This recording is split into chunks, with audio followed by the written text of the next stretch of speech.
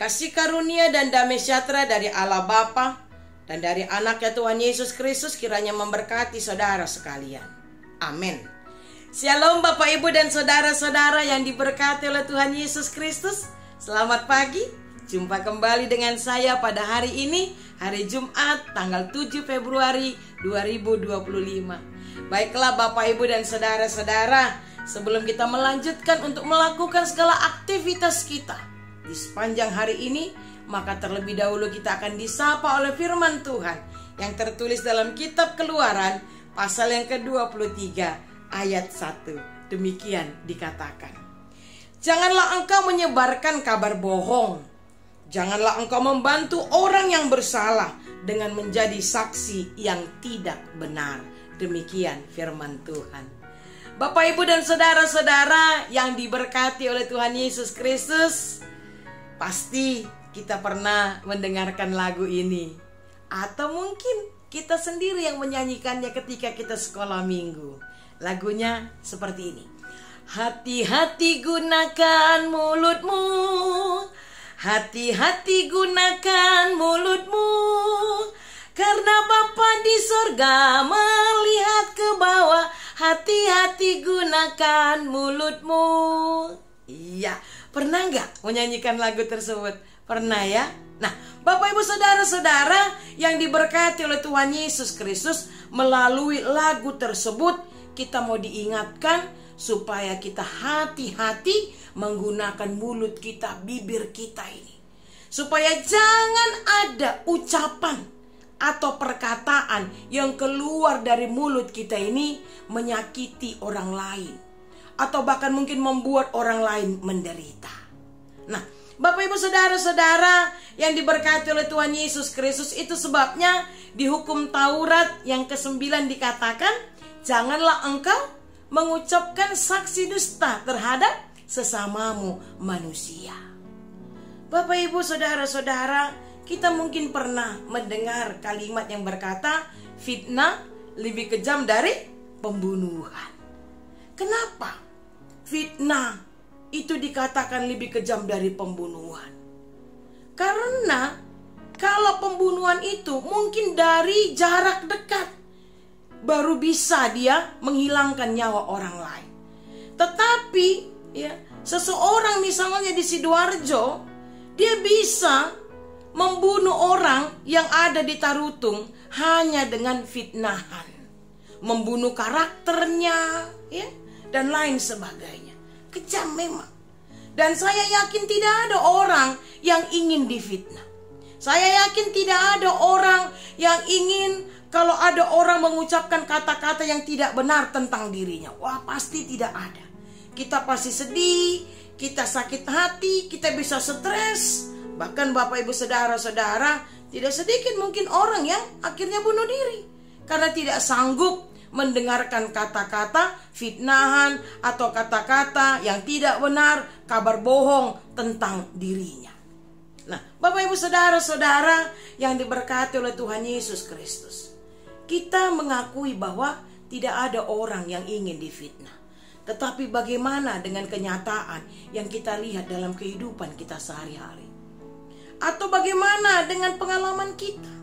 Kita harus akui Bapak Ibu saudara-saudara, tidak sedikit orang yang begitu santainya mengucapkan kata-kata yang tidak benar terhadap sesamanya.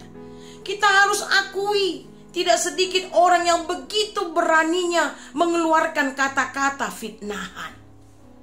Dia tahu bahwa ucapan itu akan menyakiti orang lain.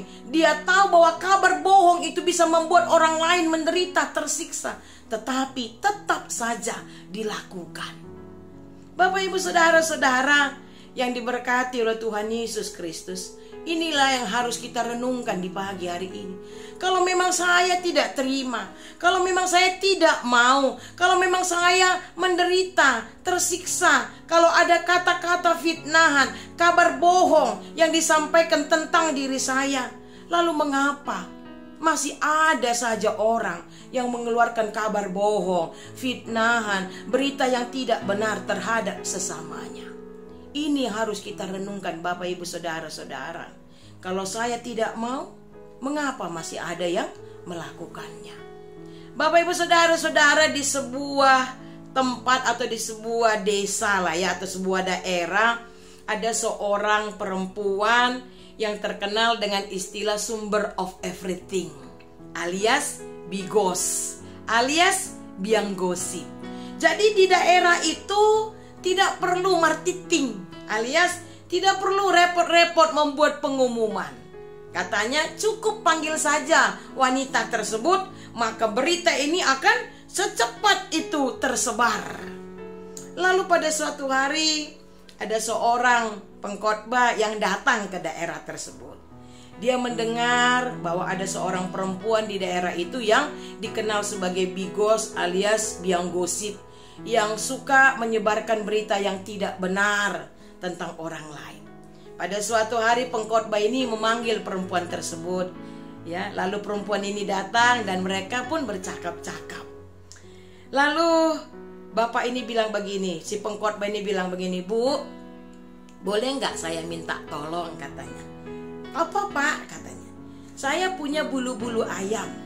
Bisa nggak Ibu letakkan bulu-bulu ayam ini dari tempat kita sekarang berdiri sampai ke simpang depan sana. Lalu setelah Ibu selesai meletakkan bulu-bulu ayam tadi, Ibu kembali lagi ya ke sini." "Oh baik Pak," katanya. Dia pikir itu kan bukan pekerjaan sulit, hanya meletakkan bulu-bulu ayam saja. Lalu dengan gesit perempuan ini pun meletakkan bulu-bulu ayam tadi sampai ke tempat yang ditentukan oleh si pengkhotbah tadi. Lalu dia pun kembali setelah selesai mengerjakan tugasnya. Lalu dia bilang, "Pak, sudah selesai, saya mengerjakan yang Bapak suruh." Lalu si bapak tadi bilang ini, "Oke Bu, terima kasih. Sekarang saya minta Ibu kembali ke tempat tadi untuk mengumpulkan bulu-bulu ayam yang sudah Ibu letakkan tadi." Lalu dia pun pergi. Dia pergi, ya sekian lama ditunggu, akhirnya dia kembali tanpa membawa satu helai bulu ayam di tangannya. Lalu si pengkhotbah tadi berkata, "Bu, mana bulu ayamnya?" Lalu si perempuan tadi menjawab, "Pak, bulu ayam tadi sudah diterbangkan angin dan tidak bisa lagi saya kumpulkan." Lalu si pengkhotbah itu pun berkata, "Begitulah Ibu, kata-kata yang tidak benar, kabar bohong yang kita ucapkan tentang saudara kita sesama kita. Kita sudah mengeluarkannya, kita sudah mengucapkannya, dan tidak bisa lagi kita tarik kembali. Sementara ucapan yang kita ucapkan itu adalah kabar bohong, adalah berita fitnah yang bisa menyakiti hati orang lain, yang bisa membuat orang lain menderita." Lalu si ibu itu tertunduk malu, dia sedih. Akhirnya dia bilang, "Pak, saya minta maaf. Selama ini saya sering sekali mengucapkan kata-kata yang tidak benar tentang sesama saya." Nah, Bapak Ibu Saudara-saudara yang diberkati oleh Tuhan Yesus Kristus, hari ini firman Tuhan mengingatkan kepada kita supaya jangan ada di antara kita yang memberitakan kabar bohong. Supaya jangan ada di antara kita dengan kesaksian palsu kita, justru kita membela orang yang bersalah. Tetapi ucapkanlah berita yang benar, ya. Sampaikanlah berita yang benar, dan itulah yang Tuhan inginkan dari kita. Oleh karena itu, Bapak, Ibu, dan saudara-saudara yang diberkati oleh Tuhan Yesus Kristus, jangan pernah mengucapkan kabar bohong dan jangan pernah mau menjadi saksi untuk membela orang yang bersalah. Amin. Kita berdoa. Terima kasih Bapa yang baik untuk firman yang kami dengarkan di pagi hari ini, yang mengingatkan kami agar kami jangan mengucapkan kabar bohong terhadap sesama kami, dan jangan pula kami mau menjadi saksi untuk membela orang yang bersalah. Tetapi biarlah Tuhan kami mau dan mampu untuk memberitakan kabar baik, kabar sukacita. Mampukan kami Tuhan, kuatkan kami, agar kami dapat mengerti akan firman-Mu dan dapat melakukannya dalam kehidupan kami sehari-hari. Pada saat ini Tuhan, kami mau berdoa untuk seluruh umat-Mu Tuhan, dimanapun kami berada. Dari anak kecil sampai jemaat yang sudah tua lansia. Berkati kami Tuhan, tiap-tiap pribadi, tiap-tiap keluarga. Berkati setiap apa yang kami kerjakan. Berkati setiap apapun aktivitas kami di sepanjang hari ini. Pimpin dan kuasailah hati, mulut, dan pikiran kami Tuhan. Kami juga tak lupa berdoa bagi umat-Mu Tuhan yang sedang sakit, baik dirawat di rumah sakit maupun yang menjalani pemulihan di rumahnya masing-masing. Tolong Tuhan lawat mereka, tolong Tuhan sembuhkan mereka. Berkati setiap makanan, minuman, obat yang mereka konsumsi.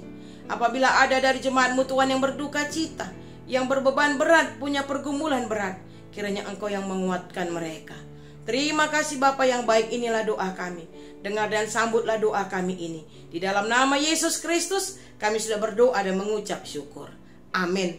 Anugerah dari Tuhan kita Yesus Kristus, kasih setia dari Allah Bapa, serta persekutuan dengan Roh Kudus, kiranya memberkati saudara-saudara sekarang dan selama-lamanya. Amin. Shalom, selamat pagi, selamat beraktivitas. Horas.